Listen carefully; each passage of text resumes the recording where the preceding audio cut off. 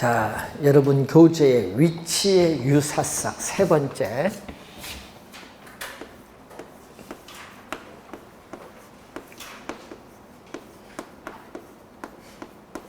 위치의 유사성은 지역, 요인, 비교, 가능성입니다. 여러분 지역 요인 비교나 개별 요인 비교 문제 푸는 공식은 같아요.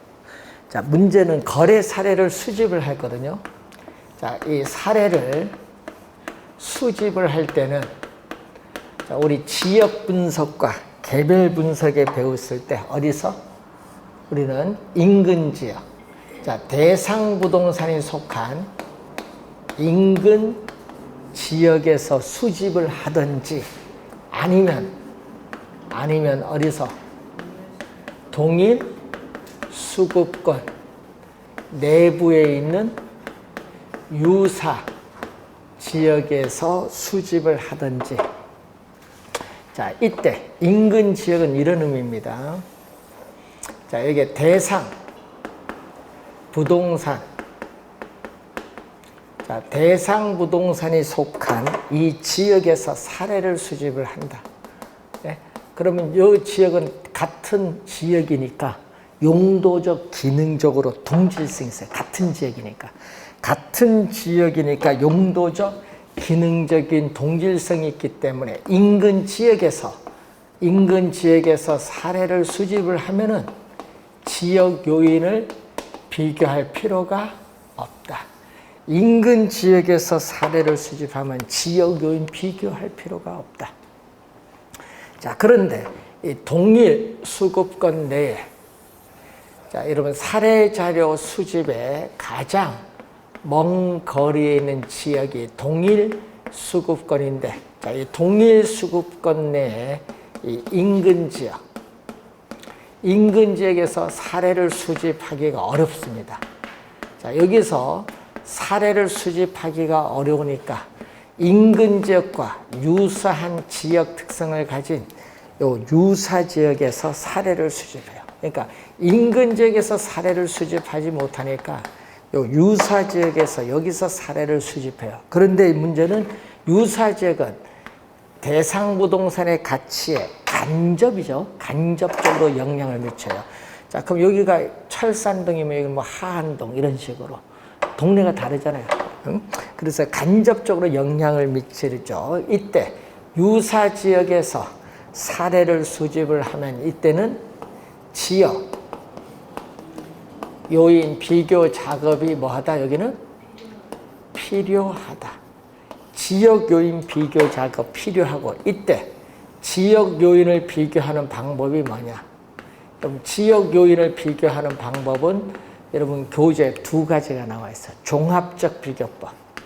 자, 말 그대로 종합적 비교법은 이 대상 부동산이 속해 있는 인근 지역과 사례 부동산이 속한 유사 지역을 모든 면에서 종합적으로 비교해서 구하는 방법. 종합적으로 비교한다. 그래서 지역 요인 비교치를 보면 분모는 뭐죠? 분모는 늘 했지만 아까 우리 사정 보정도 했지만 분모는 사례. 그럼 사례 부동산이 속한 무슨 지역? 사례 부동산이 속한 유사 지역이고, 분자는 대상 부동산이 속한 뭐죠? 인근 지역이지. 하여튼 분모는 뭐다? 사례라는 걸 항상 염두에 둬야 돼. 비교를 했는데 이제 우세 요인이 나오면 뭐죠? 플러스. 열세 요인이 나오면 마이너스로 갑니다. 자, 이렇게 내거든요. 자, 대상 부동산이 속해 있는 인근 지역이 사례 부동산이 속한 유사 지역에 비해서 5% 우세하다. 5% 우세하면 뭐죠? 우세일 때는 플러스 이런 식으로. 열세일 때는 마이너스 이런 식으로. 자, 그리고 평정법. 우리나라에서는 비교 요인을 전부 곱해주는 뭐를 채택한다? 우리나라에서는 비교 요인을 전부 곱해주는 상승식을 채택해. 우리나라. 그래서 시험 문제 보면요. 상승식으로 구할 것. 이렇게. 상승식으로 구할 것. 이렇게 나오는데 비교 항목이 우리가 어떤 항목이 있어요? 비교 항목. 이런 형태가 나오거든요. 비교 항목을 보시면은. 자, 비교 항목을 보면요. 가로 조건. 비교 항목이요. 가로 조건. 접근 조건, 환경 조건, 행정적 조건, 또 기타 조건 이런 식으로 우리가 비교 항목이 나와요. 비교 항목. 자, 이렇게. 이때 여기가 사례 부동산에 속한 지역을 뭘로 본다? 100으로 봤을 때 우리는 대상, 부동산에 속한 인근 지역. 여러분 105는 뭐예요? 105는 사례 부동산에 속한 지역보다 5% 뭐다? 우세하다. 그럼 여기는 90이라 하면은 사례 부동산에 속한 지역보다 접근 조건 면에서 10% 열세에 있다. 100-10이니까. 여기는 100 플러스 5고. 여기 100분의 100은 뭐다? 예? 요거는 비교 항목이 같으면 어떻게 돼? 비교할 필요가 없다. 요거 두 개만 비교하면 되죠. 자, 이런 식으로 비교해 주시면 돼요. 자, 평점법 이렇게 비교 항목이 주어져요. 시험 문제 보면요, 우리 요걸로 주어지죠. 평점법으로. 자, 그걸 염두에 좀 두시고, 자, 네 번째는 물적 유사성. 자, 물적 유사성은 이 개별 요인, 비교 가능성이다. 부동산은 개별성의 특성이 있기 때문에 이 개별 요인, 개별 요인 비교가 가능한 사례를 수집하여야 한다. 여러분, 평가 대상 물건이 철근 콘크리트조라면은 사례 물건도 철근 콘크리트조를 구해야 돼. 그럼 평가 대상 물건이 석조 건물이면 사례 물건도 석조 건물을 구해야 돼요. 그래서 개별 요인 비교가 가능한 사례를 수집하는데 이것도 똑같습니다.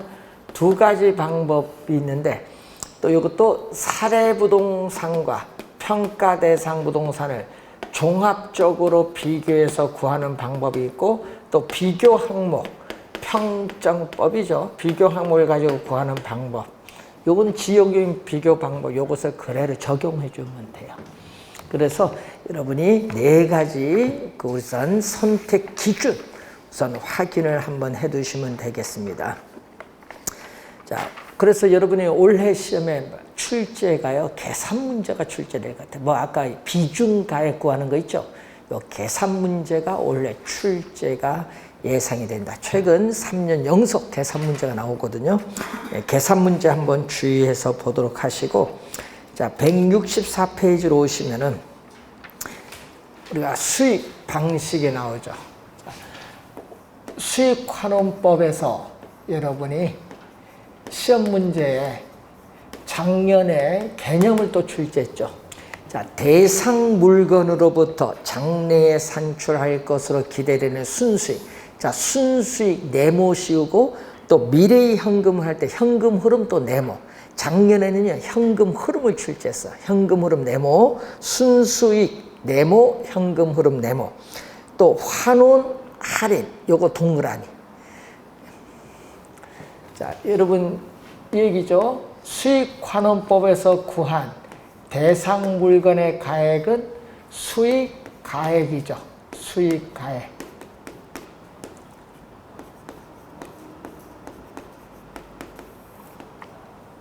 자, 이런 얘기입니다. 대상 물건으로부터 장래 산출할 것으로 기대되는 순수익. 순수익은 영업소득을 말해요. 순수익이나 미래에 현금 흐름을 환원하거나 환원은 뭘로? 환원 이율로 환원하거나 또는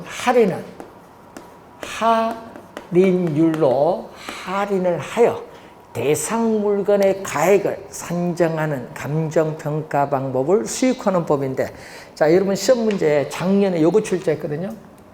요 네모 안에 들어갈 말 무엇입니까? 출제했어요. 작년에. 현금 흐름. 근데 또 시험 문제에 요 또 네모 안에 들어갈 말 무엇입니까? 요거 2번 출제했어요.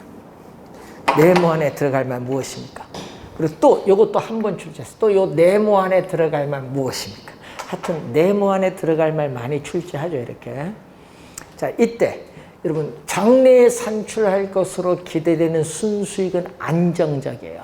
안정적인데 환원율이 높으면 어떻게 돼요? 여기 높으면 안정적인데 분모가 커지면 전체값, 수익가액은 낮아져요. 예? 작년에 요거 출제했거든요.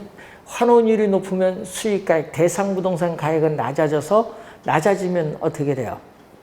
우리가 투자할 거냐 안 할 거냐 판단, 요걸 물었거든요, 작년에. 그러면 환원율이 어떻게 낮으면 어떻게 돼? 환원율이 낮으면 전체값, 수익가액, 대상부동산 가액은 높아져요. 그래서 여러분이 환원이율과 수익가액은 서로 화살표가 반대로 변동하는 무슨 관계? 역관계에 있다. 역관계. 자, 올해 시험에 여러분 계산 문제 오른쪽은 안 내거든요. 계산 문제 왼쪽에서 올해 출제 가능성이 높다. 올해 시험은요, 이걸 이용한 계산 문제 올해 출제 가능성이 높다. 근데 요 계산 문제 나오면은 요거는 어려운 문제 아니거든요. 왜냐? 이미 투자론에서 다 배웠어. 자, 수익환원법을 구성하는 3요소. 순수익, 그리고 뭐죠? 환원, 이율, 그리고 수익, 가액을 구하는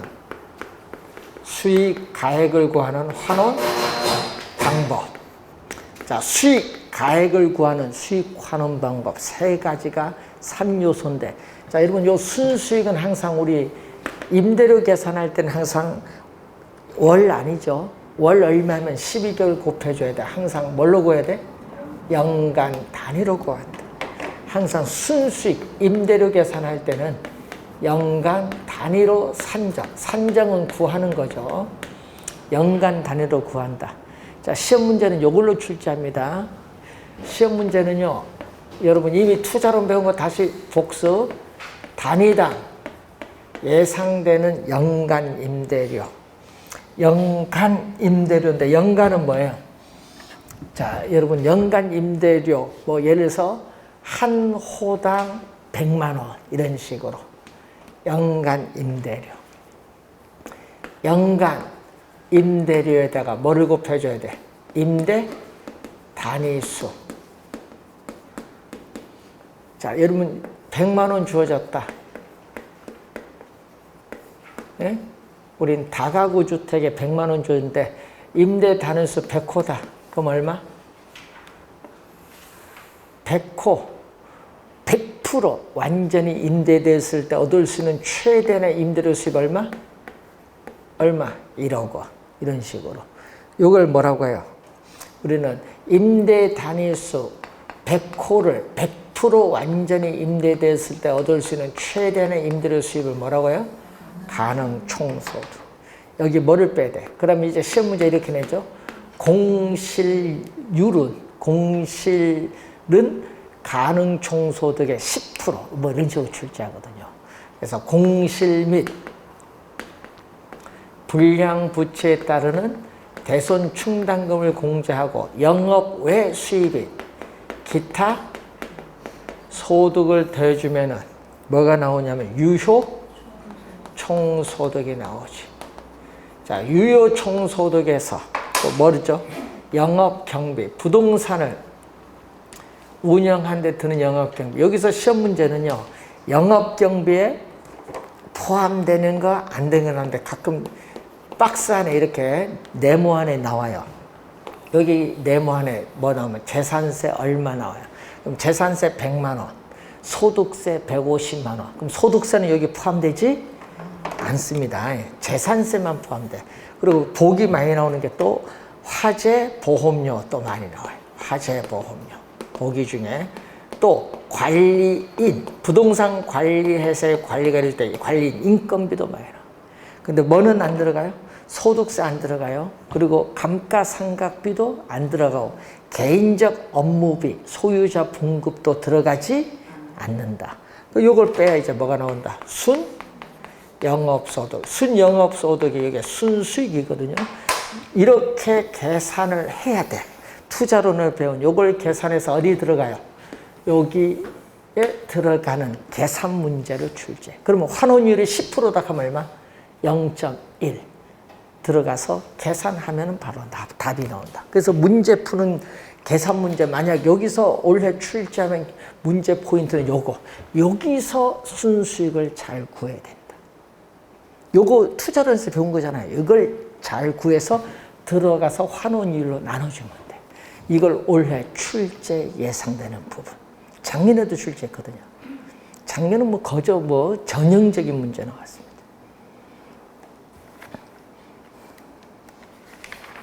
자, 그래서 우선 한번 확인 한번 해보시고요.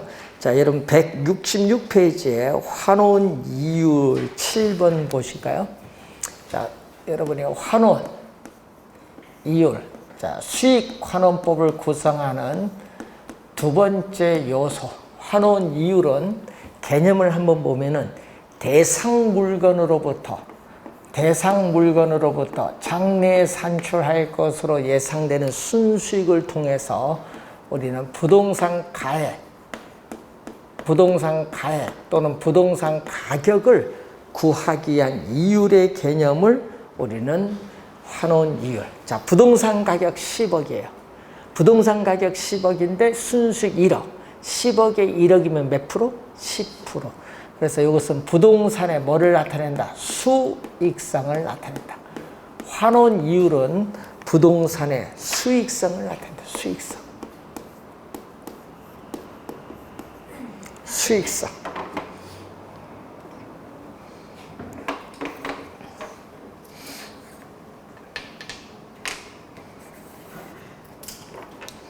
자, 부동산에 있어서의 우리가 수익성을 나타낸다는 내용이죠. 자, 그래서 또 최유효이용. 자, 여러분 부동산에 있어서의 최선의 이용. 여러분 기대 이율은 단기적 이율인데 이건 최유효 이용을 상태를 전제로 한 이건 장기야. 환원이율은 최유효 이용을 상태로 전제로 한 장기적인 활동에 대한 이율, 장기적인 활동에 대한 이율의 개념이 환원이율이다.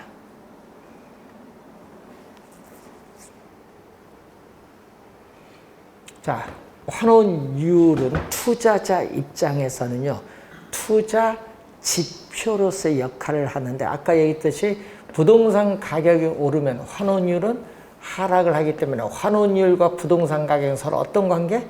역관계에 있다는 것을 우선 염두에 두시면 되겠습니다. 자, 그리고 환원이율의 종류가 나오죠.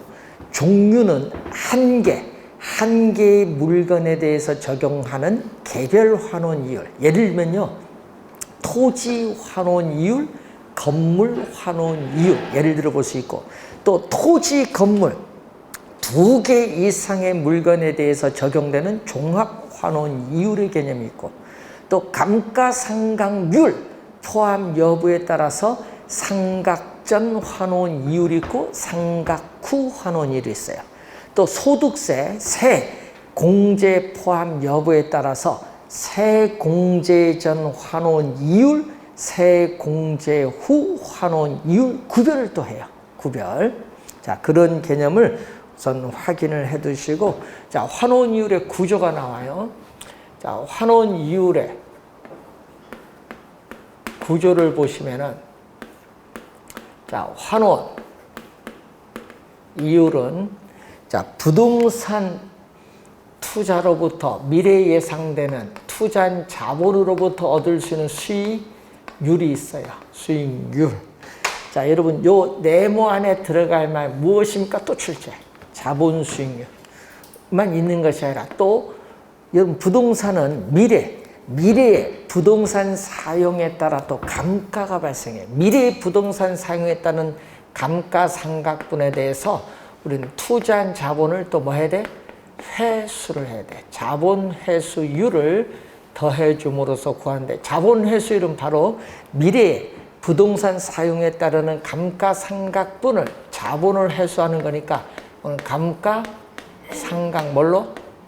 율로 표현되고, 자본 수익률은 미래에 예상되는 수익을 현재의 가치로 환원을 해야 되기 때문에 이것은 자본 수익률은 뭘로? 할인율로 표현한다. 평가이론에서는. 자, 여기에 구조를 우선 한번 확인을 한번 해보시고, 자, 167페이지에 보시면은 환원이율 구하는 방법, 결정 방법이라고 하죠. 자, 환원이율을 구하는 방법, 결정 방법인데, 여러분 작년 시험에는요 환원이율 출제했거든요. 박스로 해서요 기역, 니은, 디귿, 니을미음 5개 지문 놓고 옳은 거 연결한 거 찾은 걸 출제했어요. 작년에는 환원이율 나왔으니까 올해는 이 계산 문제가 출제 가능성이 높아요. 환원이율은 작년에 출제했기 때문에. 자, 환원이율 구하는 방법의 첫 번째가 뭐죠? 시장 추출법 또는 시장 접근법이라고 해요. 또는 시장 비교 방식이라고 하죠. 시장 추출법, 시장 접근법, 시장 비교 방식이라고 하는데, 자, 무슨 얘기냐? 여러분 가장 최근에 거래가 이루어졌던 과거에 거래가 이루어졌던 사례 중 가장 최근의 거래 사례를 수집을 해요. 수집을 해서 시장에서 직접 환원율 추출 구하는 방법을 얘기해요.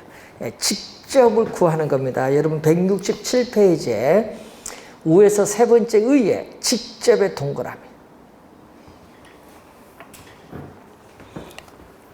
자, 두 번째는 요소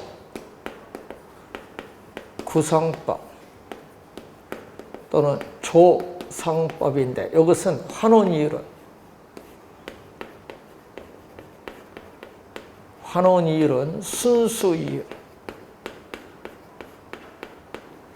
순수이율에 위험률을 가산한 율로 한대. 이때 순수이율은 뭐를 의미하느냐? 자, 여러분 주의해야 됩니다. 순수이율은 우리 적산법에서 배운 기대이율의 개념이 아니라는 거. 순수이율은 무슨 개념? 우리 투자론에서 배운 무위험 자산의 수익률. 예를 들면 뭐죠? 예를 들면 국채 수익률을 얘기해요. 국채 수익률. 이때 위험률은 우리는 위험 부담에 따르는 투자자에 있어서의 위험 부담에 따르는 할증률, 투자자의 위험 부담에 따른 할증률을 말합니다. 이때 위험률을 구성하는 요소가 나오죠. 자, 투자는 미래의 불확실성에 투자하면 위험이 존재하는데, 위험이 높은가 낮은가 상당히 중요하고, 또 부동산에 투자하면 현금화, 부동산을 처분해서 현금화가 어떻게 쉬운가 어려운가, 비유동성과 관련이 있죠. 현금화가 쉬운가 어려운가, 비유동성과 관련이 있고, 부동산 관리. 자, 이런 부동산 관리가 어려울 난, 쉬운가, 어려운가, 쉬운가, 난이성. 그리고 투자한 자금이 안전한가, 그렇지 않은가, 안전성. 그래서 우리 개별 부동산에 관한 위험을 이렇게 여러 요소로 분해를 하고, 개별적인 위험에 따른 할증률을 순수이율에 더해서 환원이율을 구하는 방법을 조성법 또는 요소 구성법이라고 해. 근데 문제는 요 두 수식 여기 더해줬는데 대부 비율이 없어요. LTV, 대부 비율이 없다는 것은 부동산을 담보로 자금을 융통하는 저당 금융이 환원 이율에 미치는 영향을 고려하지 않고 또 요 위험률을 구하는 데 있어서 감정평가사의 주관 개입의 여지가 많이 나타난다는 단점은 있어요. 자, 세 번째, 투자결합법. 자, 투자결합법에서 우리 출제 유효는요, 요걸 많이 출제해요. 올해도 만약에 나오면요, 환원이율에서 여러분이 여기 환원이율 구해서 여기 들어갈 때 물리적 투자결합법을 출제를 많이 해요. 시험 지문에는 이 물리적 투자결합법을 많이 출제한다.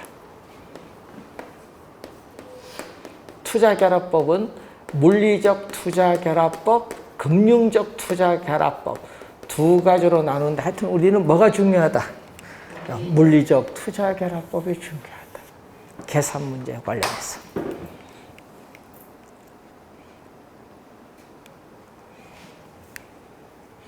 자, 물리적 투자결합법에서는 이 얘기죠. 토지. 자, 여러분, 토지에 건물이 결합된 것을 우린 전문용어로 토지 위에 건물이 결합된 것을 복합 부동산이라고 해요. 자, 복합 부동산의 영업소득, 순수익이죠.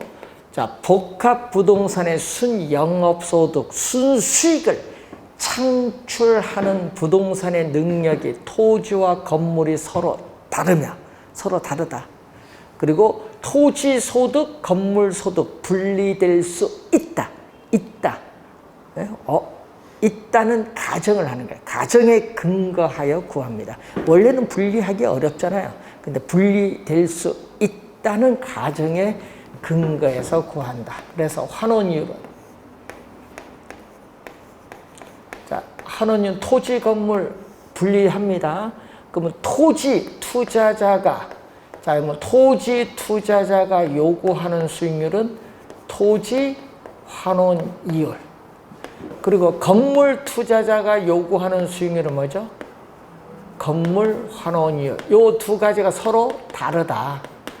여러분, 요 두 개가 같은 것이 아니라 다르다. 예를 들어서 여기는 5%, 10% 이렇게 뭐하다? 서로 다르다. 5%, 10%. 이게 아까 토지, 건물 서로 다르며, 예? 이 순영업소득으로 창출하는 토지와 건물이 서로 다르다. 5%, 10% 이렇게 다르고, 그리고 또 토지 가격, 건물 가격이 40%대 60%다. 그러면 어떻게 돼요? 여기 가중치를 곱하는데 가중치는 요금 있죠? 전체 부동산 가격에서 토지 가격이 차지하는 비율. 여기는요, 전체 부동산 가격에서 토지 가격이 차지하는 비율 몇 프로? 전체 100%에서 몇 프로 차지? 40%. 이게 가중치. 그럼 여기 0.4니까 0.4에 5% 곱해주니까 얼마? 2%. 요건 왼쪽은 2%고 여기는 뭐죠? 전체 부동산 가격에서 건물 가격이 차지하는 비율 얼마? 여기는 또 전체 100%에서 몇 프로 차지? 60%니까 0.6이죠. 0.6 곱해주니까 6%. 그러면은 2%, 6% 더해줬더니 몇 프로가 나온다? 8%. 그럼 이렇게 구해서 들어가는 이런 요걸 지문상에 많이 내요. 그럼 시험 문제는 토지 가격, 건물 가격 몇 대 몇 이렇게 나오거든요. 그럼 토지, 건물 가격 나오면 빨리 뭐 생각해야 돼? 물리적 투자결합. 자, 금융적 투자결합법은 지분 투자자의 요구 수익률, 저당 투자자의 요구 수익률이 서로 다르다. 여기 포인트죠. 서로 다르다는 데 착안을 하여 투자 자본을 금융적 측면에서 구분하는 방법입니다. 그래서 여기는 환원이율은 여러분 내 돈, 여러분 금융은 뭐죠? 자금을 융통받았어요. 금융기관으로부터 돈을 빌렸어. 이럴 때는 내 돈, 남의 돈으로 나눠야 돼. 내 돈, 남의 돈. 자, 그럼 환원 이율은 내 돈. 내 돈에서 뭐죠? 지분 투자자가 요구하는 수익률. 자, 여러분 지분 투자자가 요구하는 수익률을 지분 환원율이라고 해요. 여러분 지분 투자자가 요구하는 수익률을 지분 환원율. 이때 지분은 뭐예요? 지분은 자기 자본이에요. 자기 자본 환원율이라고 해요. 자기 자본 환원율. 그리고 여러분 저당 투자자가 요구하는 수익률을 뭐라고 하냐? 저당 투자자가 요구하는 수익률은 저당 환원율이라고 해요. 이때 저당은 타인 자본이라고 해요. 이때 이 저당은 뭐죠? 타인 자본. 그래서 자기 자본 환원이율, 요건 타인 자본 환원이율인데 뭐를 곱해 또? 가중치. 가중치인데 부동산 가격에서 투자론에서 배웠죠. 부동산 가격에서 자기 자본이 차지하는 비율을 곱하면 또 부동산 가격에서 타인 자본, 대출금이 차지하는 비율, 요거의 LTV인 대부비율이죠. 대부비율이고 이때 지분 환원율은 한 해의 소득을 기준해서 계산하는 지분 배당률을 적용하고 카즐린 학자는 저당 환원율을 뭘로 적용한다? 저당 상수를 적용한다. 그래서 내 돈, 남의 돈으로 분리한다. 자금을 융통받았기 때문에. 자, 금융적 투자결합법을 좀 더 개량하여 발전시킨 게 네 번째 나오는 엘우드법. 자, 엘우드법은 총 투자 수익률이 아닌 뭐를 강조한다? 지분 수익률을 강조한다. 이러면 자기 자본에 대한 수익률을 강조해요. 뭐가 아닌? 총 투자 수익률이 아닌, 자, 총 투자 수익률이 아닌 지분 수익률을 강조한다. 그래서 환원이율에 영향을 미치는 요소 세 가지가 있어요. 여러분, 환원이율에 영향을 미치는 요소 세 가지. 자, 부동산을 취득을 하여 처분을 할 때까지거든요. 그래서 부동산 취득을 하여 처분할 때까지 부동산 보유 기간 동안 매 기간 현금 흐름, 돈 들어오고 나가는 게 있거든요. 또 매 기간마다 대출금에 대한 원리금을 상환해 나감에 따라 기간 말 원금 상환액만큼 자기 자본이 증가하는 것을 뭐라고 해요? 지분 형성분이죠. 지분 형성분. 또 여러분 기간 말 여러분 취득 가격, 처분 가격 차이를 뭐라고 해요? 여기 이득이잖아요. 그래서 기간 말 부동산 가격 상승 또는 하락분, 상승할 수도 있고 하락할 수도 있으니까 이 세 가지가 환원이율, 부동산의 수익성에 영향을 미치고 있다. 세 가지 요인이 있죠.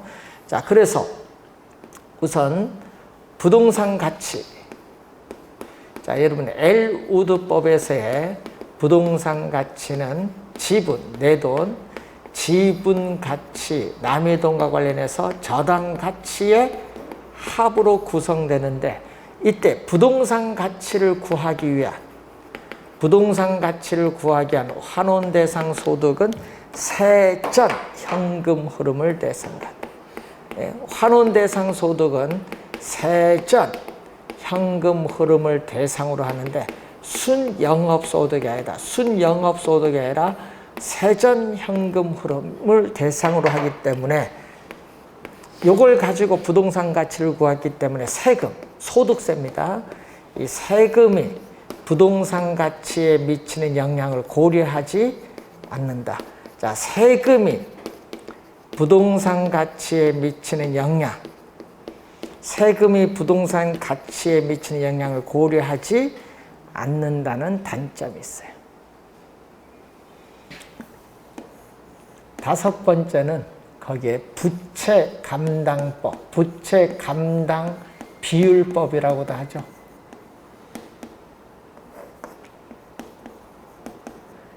게텔이라는 학자 이름 따서 게텔법인데 누구 입장? 요거는 보통의 일반 투자자인 지분 투자자 입장이 아니라 누구 입장에서?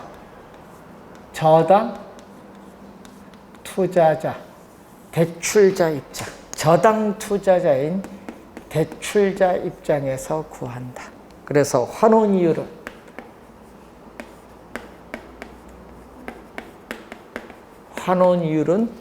부채 감당률.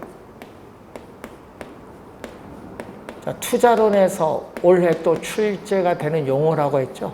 자, 부채 감당률은 순 영업소득이 부채 서비스액에 얼마가 되는가를 측정하는 지표인데, 부채 감당률에 또 부동산 가격에 대해서 대출금이 차지하는 비율, 대부 비율에다가 뭐를 곱해준다? 저당 상수를 곱해주면 구하는데, 이 세 가지가 모두 금융기관이 중시하는 요소로서 환원이율을 구하기 때문에 객관적이고 또 뭐가 된다? 계산이 간편하다는 장점이 있어요. 근데 단점은 지나치게 대출자인 저당 투자자를 보호하고 있다는 비판을 받고 있다라는 내용입니다. 자, 여러분 시험 문제에 작년에 환원 이율 쪽에서 출제를 했기 때문에 올해는 이쪽 계산 문제 여기서 출제 가능성이 원래 높다. 그래서 두 개만 잘 공부하면 되는데 요거하고 요 환원 이율 쪽 공부 요 두 개를 해두시면 돼요. 환원 이율, 수익 환원법은. 자, 그 두 개를 잘 정리를 하시면 될 것 같고, 자, 여러분 교재에 있어서 우리가 관련해서 수익 분석법 개념 170페이지 보시면은 거기에 중간에 개념이 나오죠. 일반 기업 경영, 기업용 부동산에 있어서 일반 기업 경영에 의해서 산출된 총수익을 분석하여 대상 물건이 일정한 기간에 산출할 것으로 기대되는 순수익에 대상 물건을 계속하여 임대하는 데 필요한 경비를 가산하여 대상 물건의 임대료를 산정하는 감정평가 방법을 수익분석법 개념이 나와 있습니다. 그래서 순수익에 필요 재경비를 더해주면은 수익 임대료를 구할 수 있다는 내용이죠. 자, 그래서 이제 여러분 교재 171쪽을 보시면은 이제 여러분이 관련해서 물건별 감정평가 주된 방법이 나오는데, 작년에 여기서 또 한 문제 출제를 했었죠. 보니까 작년은 40번 문제로 쉽게 출제했어요. 답이 보이더라고요. 바로 답 5초도 안 걸립니다. 그래서 여러분이 주된 방법, 물건이 주어지면은 그 물건 평가의 주된 방법 뭐냐, 이걸 연결하는 걸 우리가 좀 간단히 한번 하시면 될 것 같고, 그리고 또 부동산 가격 공시제도 173페이지 보시면은 여기서도 한 문제 출제를 하는데, 최근 4년 동안 계속 토지 가격에서 출제했어요. 최근 4년 동안. 그래서 원래 공부할 때 그럼 토지 가격, 주택 가격 이것도 묶어서 출제하기도 하니까 그래서 여러분이 잠시 쉬고 우리가 두 문제 출제되는 부분을 설명을 하도록 하겠습니다. 자, 잠시 쉬고 시작하겠습니다.